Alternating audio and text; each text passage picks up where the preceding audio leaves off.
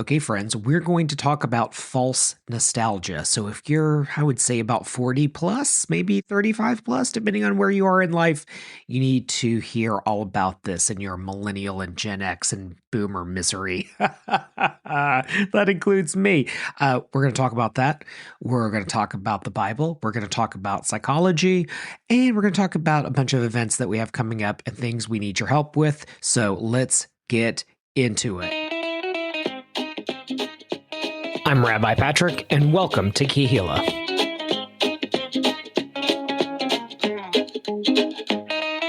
So we're going to do a bit of Torah study today. So let's go on ahead and set our kavanot. Let's set our intentions.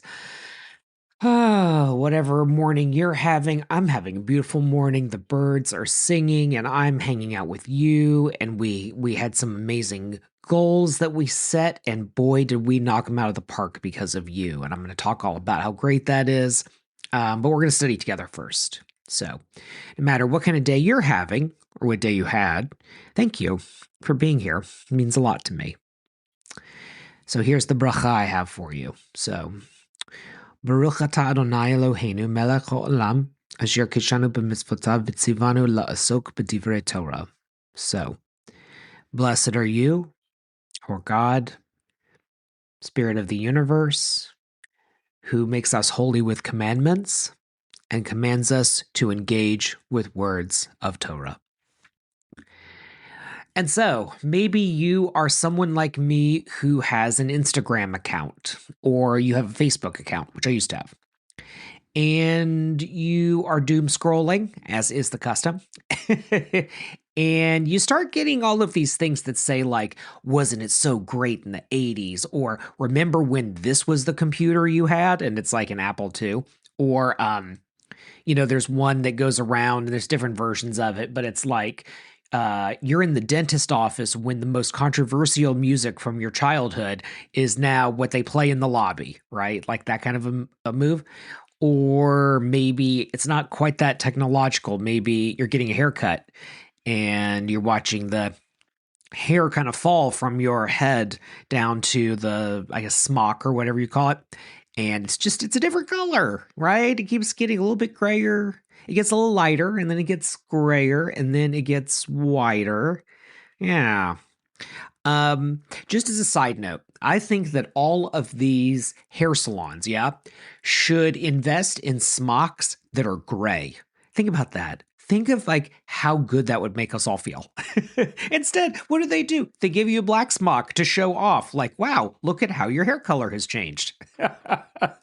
There must be a good reason for it. Maybe there is. I really don't know. But as an aside. So maybe you're like me and you're nostalgic. So I'm going to confess something. Sometimes when I just have kind of had it, you know what I'm talking about. Those times when you just kind of had it. I'll go on YouTube and I'll watch commercials from the 80s and 90s. And there's tons of these. There are all of these archives now of different like commercials and things like that. And it's just those commercials. It'll be like best commercials of 1989 or whatever, right? And I'll just like sit and watch them. And here's the thing. I don't think that life was better 25 years ago or 30 years ago or 40 years ago. I think it's actually getting better all the time. There's ups and downs. There's backslides and there's momentous change, but like, I think generally speaking, things are getting better, but it is okay to reminisce. So that's what I do. I go and I go online and I just watch these videos. Now, I used to do that. I used to do that with cassettes, actually. So I had these cassettes from things like my parents taped off of TV for me, cartoons and stuff like that. Like the Charlie Brown, what's it called? It's the Great Pumpkin, Charlie Brown, Halloween, right? So it was taped off of TV. And so there were all the commercials. And so I'd watch like McDonald's commercials from like 1989 or something like that. But now, like, you can just do it on YouTube. But yeah, I watched that stuff, and you do get this sense of like, it was just so much better.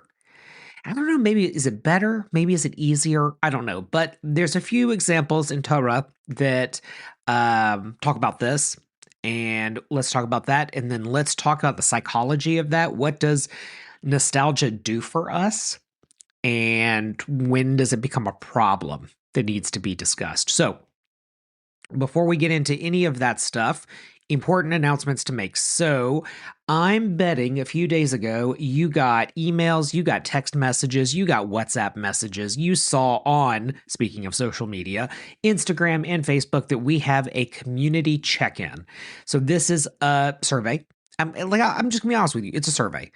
And I really want you to take it because we have this board meeting on Sunday. And by Friday morning, we kind of need to know, what are you interested in? What matters to you? What are the things that keep you coming to Kehillah? And hey, let's be honest with each other because we're friends. We know each other. What are the reasons why you don't come? Because we have a lot of different kinds of events and people don't come to all of them. So like, why? Like, what are you into? You give to support Kehillah. And so why? What are you investing in? We need to know that stuff because in 2 years, we will hit our 10-year anniversary. And then we want to be prepared for 10 years after that. So that's what we're doing. It's not just a like, oh, the new fiscal calendar is coming up and how are we going to do the budget? No. Like that stuff's easy. Like the board does that stuff in like 20 minutes online, right? This is the most functional board in all of human history. But this is the big vision stuff. This is the 12 years from now, what do you want to be looking at and go, oh my gosh, like we did that together. I did that dumb Google form that Rabbi told me to do on a podcast. And now because of that, look at what we have. Look at what we did. Look at what I got to be part of. So that's what I'm asking for your help with. So it's got to be before Friday though. And I'm taping this on Monday morning. So I got up early for you guys. We got to get this done though. We got to get this out there now. We need your voice. And if we don't hear it, we can't respond to it. And it can be anonymous. You can give your name and info, whatever. You also don't have to do that either. So feel free to send us nasty grams. It's fine. Whatever's on your mind, let's get it out there. Let's make sure the board sees it and let's build a community based on it. You matter. We need to hear your voice. So please, please, please, please, please, if I haven't said enough in the past 2.5 minutes, take the survey. I know we call it a community check-in. It's a survey. Take it. We need your help. So that's thing number one. Thing number two, which is hopefully a lot more fun and, and interesting to everybody, is planning our next Shabbat. So our next Shabbat is going to be at, drumroll please, Commonwealth Autism. I am so freaking excited, you guys. This is going to be so cool, right? Like this is our next residency, right? We're going to be helping out Commonwealth Autism by doing events there, and we're going to offer a bunch of free tickets for people who need them. Shabbat service and dinner at Commonwealth Autism. We need help cooking food. We need help with the service. We need help setting up, cleaning up, all that. We're going to have 4 volunteer tickets ready for you if you need them. And please help, right? You're gonna need to come early and you're gonna need to stay late. Like you kind of really have to do a lot for those volunteer tickets. I'll admit it first, but Friday, July 10th, 6 p.m., Commonwealth Autism. You know where that is. That's behind Trader Joe's over in the Bon Air area. It's gonna be fun. It's gonna be so awesome. I'm so excited about this. I really want you to come. Free tickets for kids as well, which is great. And if you can't afford a ticket, no worries. There's the volunteer tickets. We'd love to have your help. So that is what is coming up. Let's now talk about nostalgia. Pulling this up here, you have to sort of think about where the Israelites are. So in this particular case, we're in Bamidbar. We're in the book of Numbers. And we are in the desert. We're wandering around. We're making our way towards the promised land. Numbers kind of exists to be a bridge between Exodus and the Levitical code, which the Levitical code, like let's basically just pull that out narratively for a minute. Let's just put that as an aside. We have the Exodus and then we have the conquest of the land. So that's what Bamidbar does. It gives us that pathway. So here's what we got. So this is Numbers 11, 4 through 6. The Asaf Suf So this is like riffraff. In their midst felt a gluttonous craving, and then the Israelites wept and said, "If only we had meat to eat. We remember the fish that we used to eat in Egypt, the cucumbers, melons, leeks, the onions, and the garlic. Now our gullets are shriveled. There is nothing at all, nothing but this manna to look to." Now, interesting fact about manna, right? Manna in the desert, right? We talk about that, the miracle food. So it's actually not manna, it's man, like mem nun sofit, man. But it got translated to manna, and manna is what we call it. So we're just going to call it manna. So just go with me for a minute. So this asasuf, this riffraff, this rabble-rouser group of people felt this gluttonous craving. And then the Israelites wept and said, "If only we had meat to eat." The way that I interpret this is that the Asaf Suf, who is in the midst, who are like in with the Israelites, felt something. And that feeling spread, and I'm going to assume probably verbally, right? People saying things, they have these feelings, and then it's like a telephone game. It goes out to other people. And then what do? They feel this gluttonous craving because they're eating this miracle food, and that's all they're eating, right? You get a little bit bored too after a while. So they don't just say, well, we wish we had all of these different foods. Instead, what they say was, we wish we had them like how we had them in Egypt. Okay? Mi Mitzrayim, or in this case, Mitzrayim. And so what is that? Well, I read that as nostalgia, right? If only we had it the way we used to have it, when it was easier then. Maybe in this case, more straightforward, right? Because think about this peoplehood is a peoplehood for the first time. They have become a nation, right? So it starts off as individuals, it becomes a family, it becomes a community, if you want to use the word, and an a tribe, a peoplehood, right? But this is where you really become a nation, right? Because if we slide the Levitical code back in, right? I said take it out for a sec, now we're putting it back in. Well, now you know who you are and what you do, what your purpose is, how you're supposed to be living out your life, right? But you're doing it in the midst of freedom, right? The context is freedom. Whereas knowing what you're supposed to do and who you are and all these other things you had in Egypt, right? And it was a whole other way of life because it was essentially like indentured servitude, tax slavery, whatever term you want to use. The rules were different though, and it was in the context of enslavement, right? Okay, so things are objectively better now, right? Being free is better than being enslaved, right? It's just one of those things that we know to be true. But for these people in this moment, there is this sense of, well, okay, but look at what this freedom got us. It got us this weird honey-like lichenous stuff that just lays on the ground. And we kind of make it into stuff and we eat it. And yeah, it's a miracle from God. But remember when we had it the other way, right? Like, so remember a time in your life where you heard the band's new album and you thought, God, it was just so much better when the first album came out. You know, maybe this happens with clergy, so I'll let you in on this one. No one's ever said this to me, but I've heard people say this before. Things like, oh, I liked it better when he preached about such and such, you know, or okay, I liked it so much better when we used to meet at ... Right. And you ask those people, now that one, a little more common with Kehillah. You ask those people, what did you like about it so much? Or, I don't know, I just liked it better. Okay, well, can you tell me? Oh, well, and they don't really know. It's just kind of this nostalgia because we're adjusting to something new.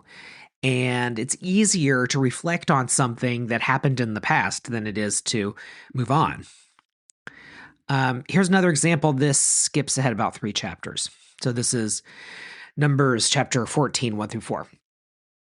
So the whole community broke into loud cries, and the people wept that night. All the Israelites railed against Moses and Aaron. If only we had died in the land of Egypt, the whole community shouted at them.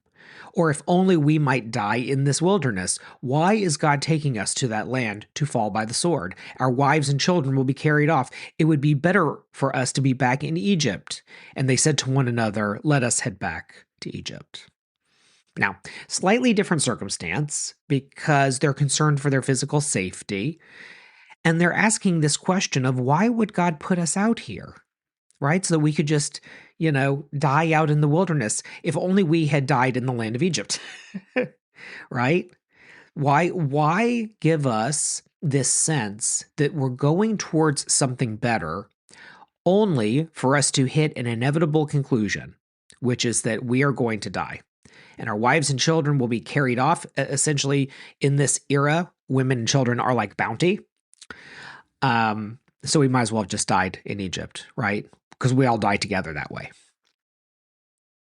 Ouch. That's tricky stuff, right? Like if you're listening to this and you're just having your morning coffee, yeah, Rabbi went a little heavy.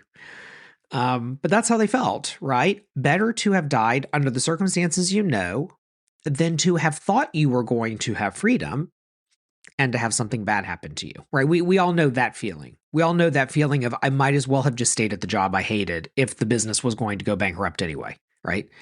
I really should have stayed in that relationship where I was not happy if my rebound relationship wasn't going to work out, right? I should just head back to that situation that's not great because better the devil you know than the devil you don't, right? If it's all going to just go to waste, if it's all just going to be terrible, might as well be terrible in a predictable way, because that's the thing is that our minds, we love patterns. Like that's being a human, is to be a pattern seeking creature. And so when the pattern doesn't make sense, right? Like we were enslaved, now we're liberated, now we're going to be enslaved again, right? That doesn't seem to make sense. Yeah. Or pattern seeking creatures. We just assume be back in Egypt, right? So, let's now go back to the Exodus. Because you could say, like, okay, this is what happens when a people are wandering for 40 years and they've had plenty of time to think about the past, right? I'm sure if you gave yourself 40 minutes, you could think about the past 40 years, right? Wouldn't be that hard. But what were they saying a little bit earlier, right? So this is Exodus chapter 16, verse 3. And the Israelites said to them, if only we had died by the hand of God in the land of Egypt, when we sat by the flesh pots, when we ate our fill of bread, for you have brought us out into this wilderness to starve this whole congregation to death. Being a leader is so hard. I sometimes feel like the Moses narrative was written for rabbis. Like somehow they knew. Somehow they knew we would need an archetype like this to look to. Yeah, so again, like this was a feeling they had very early on narratively. And they're even saying when we ate our fill of bread, right? And bread is an important word. Bread means like all meals. So we have this bracha hamotzi, like when we do like on Shabbat, we sing the little song with the kids, right? But hamotzi is something you say anytime you eat bread. And you have to say Birkat Hamazon after you eat bread or any meal with bread, because bread is meal, right? So this whole idea of eating your fill of bread, it's like endless buffet. It's Golden Corral, right? Or the never-ending shrimp, whatchamacall, whatever that thing is at Red Lobster, right? Bet you didn't know you were going to listen to a Jewish podcast where the rabbi was going to bring up Red Lobster. But this was something that came up on my feed as well, right? Another weird nostalgia thing. Because, like, I guess the CEO is like 40 or 35 or something, whatever. More stuff the algorithm wants me to look at. But anyway, yeah. So they had these full meals, or at least they're imagining they did, right? They're imagining that it was so good there. We might as well have died there. Especially if you then go back to what I just read, especially if enslavement is going to happen again to our wives and our children, right? If only we had what we used to have and it was so much better then. Or if my life was going to turn out the way it did, I wish it could have turned out the way it was earlier, right? Why should life have to change so much if I'm going to reach an inevitable conclusion, right? Someone said to me the other day, they were kind of interested in getting into like social media and marketing and stuff like that. And I used to have that background. I did that stuff, and then I stopped. I got into Jewish ed, but it still follows me, right? It's still something that I'm lightly engaged with. And this person said to me, I kind of want to get into that. I want to get into like MailChimp and social media and marketing and whatever. And what do you think? And I said, I don't think that's really a good idea right now because we don't know what direction AI is going to go in, and it might be better to get into some other stuff, right? If you like this kind of thing, get into like sales. That might be something that's a little bit better, or something human services oriented, something you do with your hands and your heart and your mind. And this person said to me, "So AI is just going to take every job I want?" And I'm like, "Yeah, well, okay, sure." Um, what do you do with that, right? That sort of that sense that no matter what you do, you're going to wind up in the same conclusion, which is some kind of end you don't want. And at least 20 years ago, 30 years ago, 2 days ago, whatever it is for you, it was better, right? That's nostalgia. Nostalgia is this sense that if you look back far enough, you'll find an idealized version of a point in time when things were great. Another thing is kind of interesting. I don't have the study in front of me, but there's this idea that at a certain point in the peak of our lives, it is probably like our what they call peak earning years, which is a terrible term because it commoditizes us and makes us about how much we earn at a certain time in our life. So I don't like that, but go with me. I think you know what I mean. There's a certain time in our lives where prices freeze in our minds. So, like you maybe had a grandparent or something who said, well, back in my day, you used to be able to, whatever, ride the bus for a nickel. My dad used to say that all the time. Oh, for 25 cents, I used to be able to ride the bus to the movie theater, have a theater ticket, and I could see 2 movies, and I could get 3 candy bars for 10 cents or something like that. I forget what it was, but it was like a quarter, and he was able to like just have a whole day at the movies, no problem, right? And now I'm like, a movie ticket's $25. Oh my God. So that whole idea of like back in my day, things used to cost ... That's an actual thing. That's an observed phenomenon that at a certain point we just lock in our minds how much things are supposed to cost. And I think about that in the context of this text, right? What does fullness, what does a sense of security, what does a sense of say being satiated, what is the cost of that?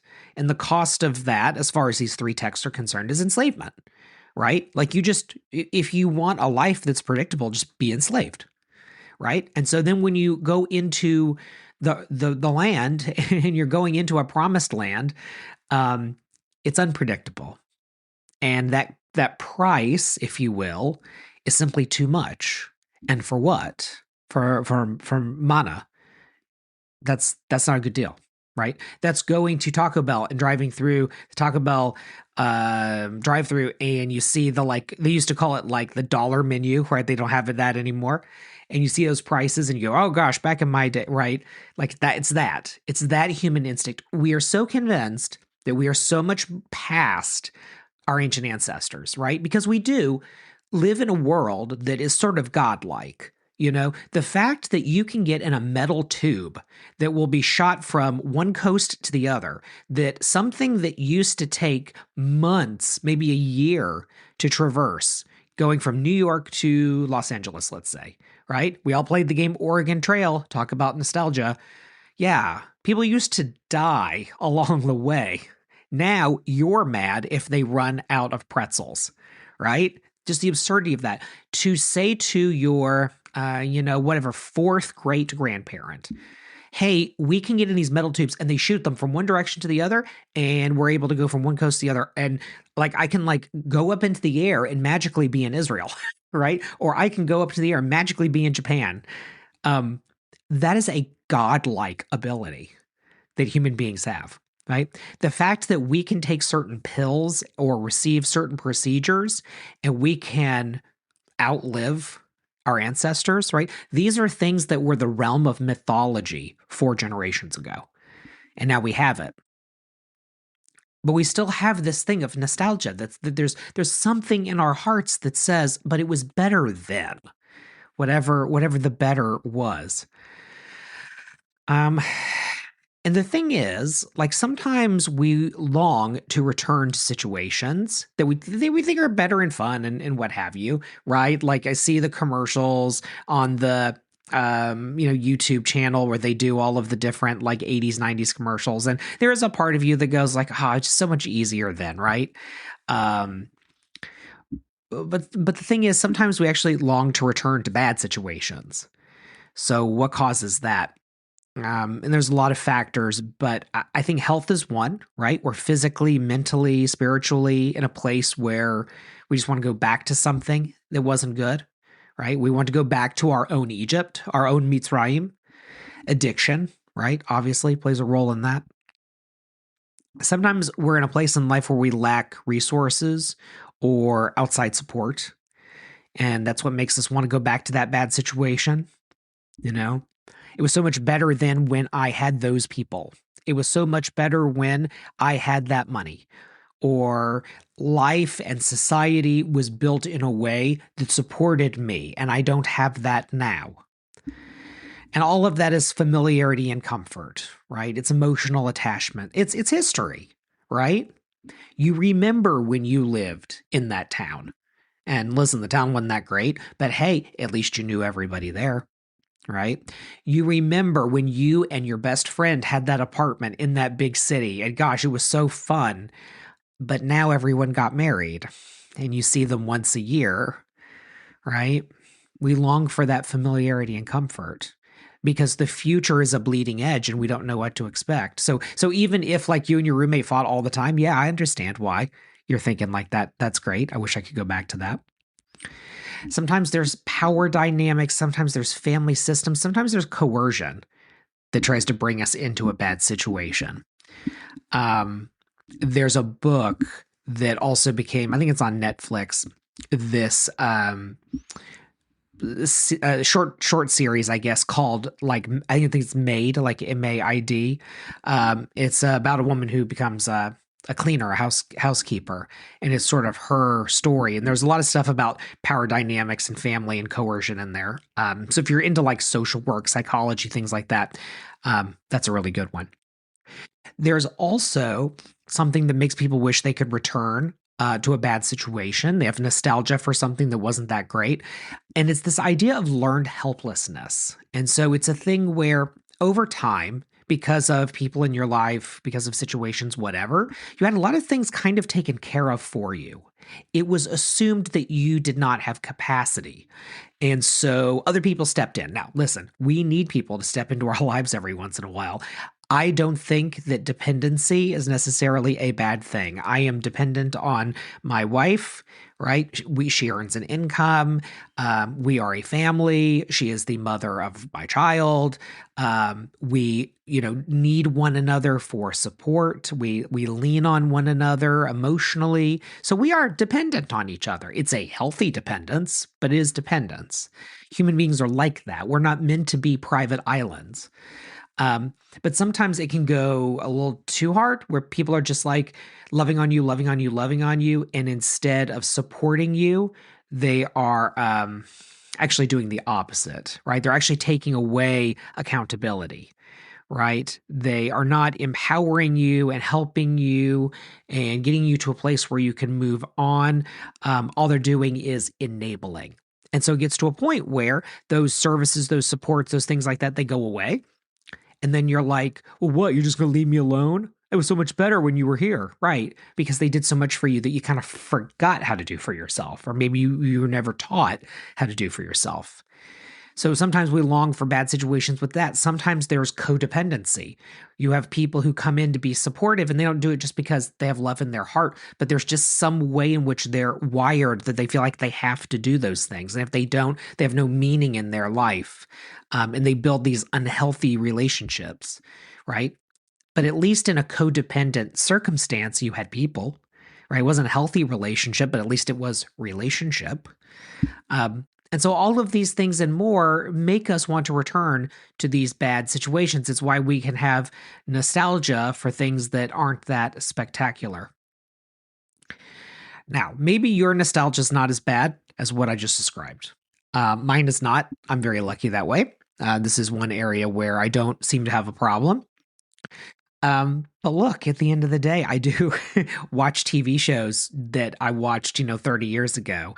I do listen to music. I can't even listen to new music sometimes. Like I just go back and I just listen to things that I look up bands that I used to play concerts with, right? Things like that. Are they still around? Are they still playing? Most of them are not. Um, there actually is some psychology around new music, that new music is actually grating to people. So I really love how Stephanie listens to different music. She's like always kind of growing her interests, and so even if we don't necessarily like the same genres all the time, I do kind of like fighting my urge to just kind of be a person who only listens to music from 25, 35 years ago, um, because I don't want to be that person who's ossified. So we all have it. So we all have this nostalgia. And so there's a professor, Dr. Valentina Stoicheva. Hopefully I'm pronouncing her name right. So Dr. Valentina Stoicheva has studied nostalgia, and she gives these really interesting questions that are little mental exercises. If you're someone who's in that stage of life where you're just like reminiscing all the time and you can only listen to music from your college years, and you're just thinking so much about your time in the army or whatever, right? Whatever. The kids when they were little. How did I get here? Right? That life during wartime, refrain of how did I get here? Here are some questions that Dr. Stoicheva poses to us. So in engaging in nostalgia, so when you're having these reminiscent moments, what former self state am I seeking to recreate? So you were somebody then, right? It wasn't just the circumstances. It wasn't just that, the guys were all together, or gosh, the women in your life, everyone was like having babies, and you were all that same age. It's not the environment, right? It's something about you. What former you were you? Because I'm guessing if you have nostalgia, right? Not just, thinking about a great time you had recently. I mean, like true nostalgia. If you're really reminiscing, um, who was that person in that story of your life? Because you're different now, right? You've had some stuff happen. You've grown, you've learned. But that was another person. Gosh, that was like 10 Patricks ago, right? What former self state do you want to recreate? And you're recreating it in your mind because we have this amazing virtual reality system in our brains that allows us to do that. We can create a separate reality entirely in our minds. What former self state are you seeking to recreate? In other words, what's missing, right? Is it youth? Is it beauty? Is it physical well being? Is it money? Is it a sense of adventure? Is it a sense of something new? Is it a different set of problems in your life? Because the problems when you're 20 are different than the problems when you're 40, 60, 80, right? Who are you trying to go back to being? Because it's not just about the stuff. It's not just about the city that you lived in. It's not about that house you had on the corner. What is that person that you're trying to become again in some way? And then ask yourself, how will this help me? And also, how can I stay rooted in the present while I also feel the positive emotions of reminiscing? So how does this help you, right? How does sitting on your couch, drinking a cup of tea and thinking about when you used to be a ... when you used to have a such and such, how's that helping you? What are you trying to process there? So you have to get a little bit meta. You have to sort of learn how to fly above yourself and say, okay, who's that person that I'm trying to recreate? And how does doing that help me to stay present and also feel some positive emotions? Because it's okay. It's okay to sit there and contemplate. I think, therefore I am, right? But how is this helping you? How does thinking about that person, how does building that image in your mind of that former self, how's that helping you to stay present? That's something you got to think about.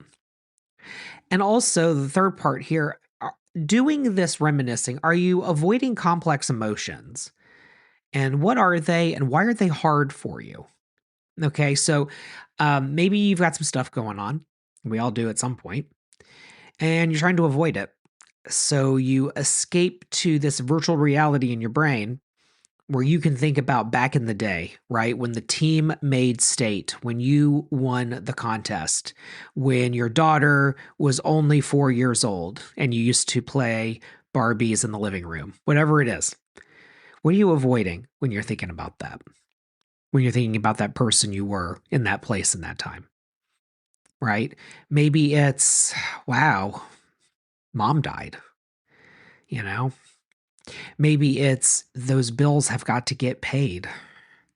Maybe it's I'm this age and I didn't become what I thought I was going to become.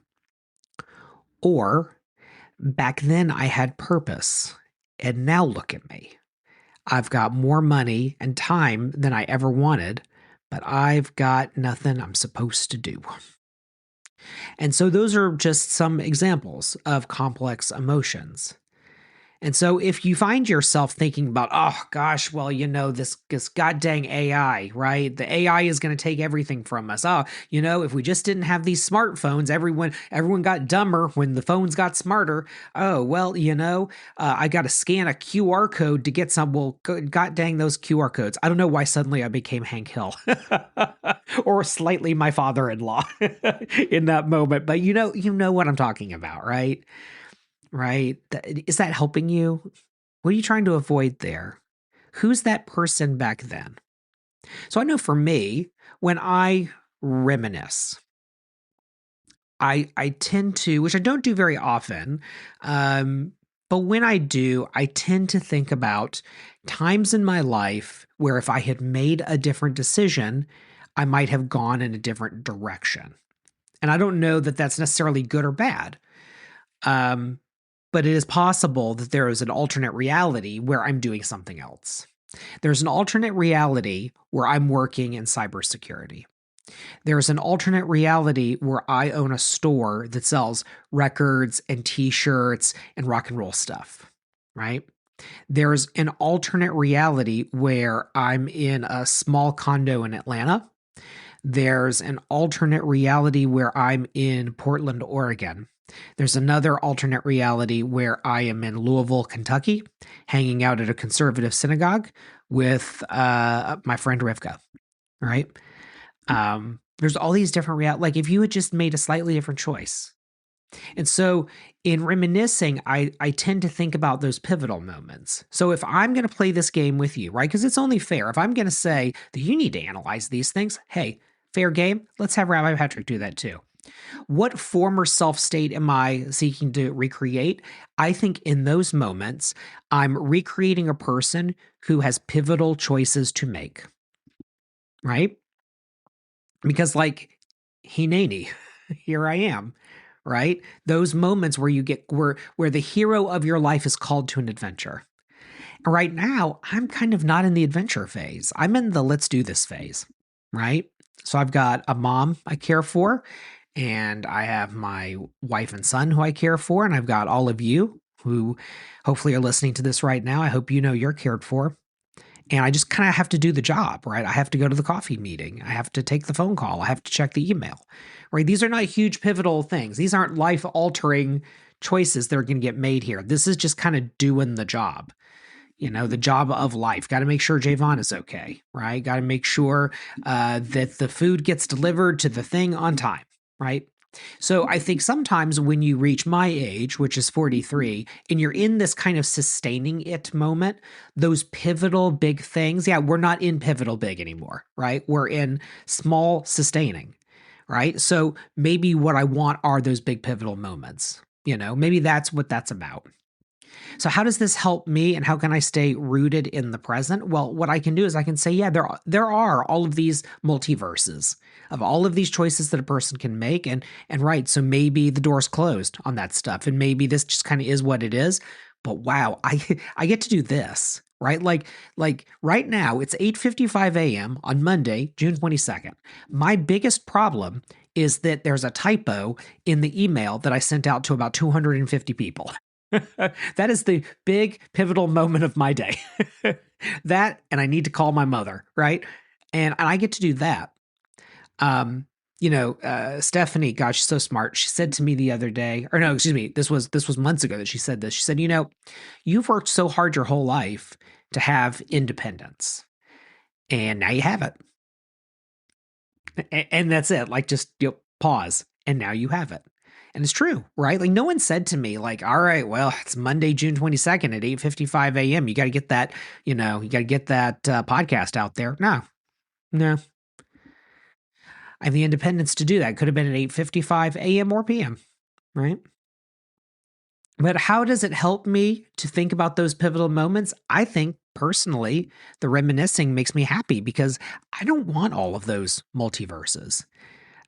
Owning a brick and mortar rock and roll shop in Atlanta, do you know how unemployed I would be right now? The changes in retail, my goodness. Yeah, changes in culture, right? Um, we were in DC not too long ago, and yeah, all the kids are into like hip hop, metal, pop music, electronic music. Yeah. Being a garage rocker, that's not, that didn't have a huge lifespan to it. Yeah. So, like, I'm really glad that my rock and roll days are behind me. And I'm glad that I met my wife instead of moving to all the different cool places I could have moved to. Cause, like, this is pretty cool, right? Like Richmond, Virginia, right? Who would have thought 10 years ago when I moved here, right? People were pretty much convinced that the James River was the dividing line socially. And there still are. There's still people that have no idea Kehillah exists. So what I do is I don't tell them that I work for Kehillah. I tell them I'm the rabbi of Chesterfield. And they're like, oh, okay. That's why we don't know who you are. Why would we go there? It's like you dropped off the flat earth. But I like that. I love it, actually. I love doing this. I love being here with you. Um, so that gives me positive emotions. Like, yeah, like you really wanted to live in those other cities. They're not doing particularly well. If I had stayed in the West Coast, oh my goodness, living in downtown Portland, Oregon, people don't live there anymore. I mean, it's sad. It's like a sad, sad story. So where would I have gone? Right. And so the other thing, am I avoiding complex emotions? And I think that if you're in my stage, yeah, you kind of are when you get into the like back in my day type of thinking, because the complex emotion that you have now is that there is a very good chance that those pivotal moments, right? Like, do you kiss the girl or not? Do you say, I love you first? Do you take the job or not? Yeah, those things are behind me. Like that's done. I did that. It was fun. I enjoyed it. It got me where I am now. That was great. The complex emotion is, well, the next big pivotal thing isn't going to be something like that. Likely. It might be something tough, right? Yesterday was Father's Day, and got my Father's Day presents. But my dad died in 2020. I posted about this on Instagram that I wish he could have met his grandson, right? I wish he hadn't had dementia when Stephanie and I got married, because I don't know where he was mentally when that was taking place. Um, what's the next big pivotal moment in my family? I mean, I'm hoping it's something positive with my kid, but you get to a point where you're in that sandwich generation, right? You're sandwiched between the young who you care for and the old who you care for. And I don't know that the next big pivotal thing is going to have as much joy as meeting my, wife for the first time, or meeting my child who we adopted for the first time, right? Um, it might be something scary, right? So that's the complex emotion I think that my nostalgic thinking avoids, right? It's the concern that the next big pivotal thing might not be wonderful, that it might be a little bit scary. And so, you know, what do I have to do? I have to tell myself, there's gonna be people who are there for me. Like probably the next big thing is gonna be pretty awesome. So far, so far everything's coming up roses.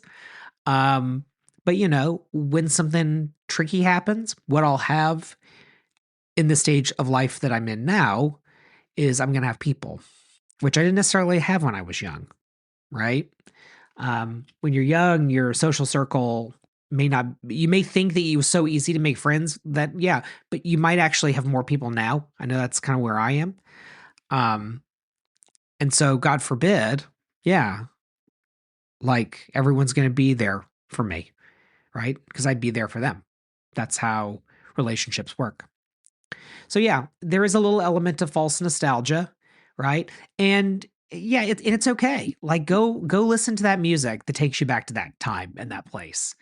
Uh, be like me, go on YouTube and watch, Halloween commercials from 1990, like whatever your thing is. That's okay. Just remember that we need to live lives where the future keeps getting better. We need to keep striving for the promised land. We need to stop looking back at Mitzrayim, the place of constraint. We need to move towards a place of openness. And we're going to do it together. And that's the most important part. Thanks a lot. Appreciate you.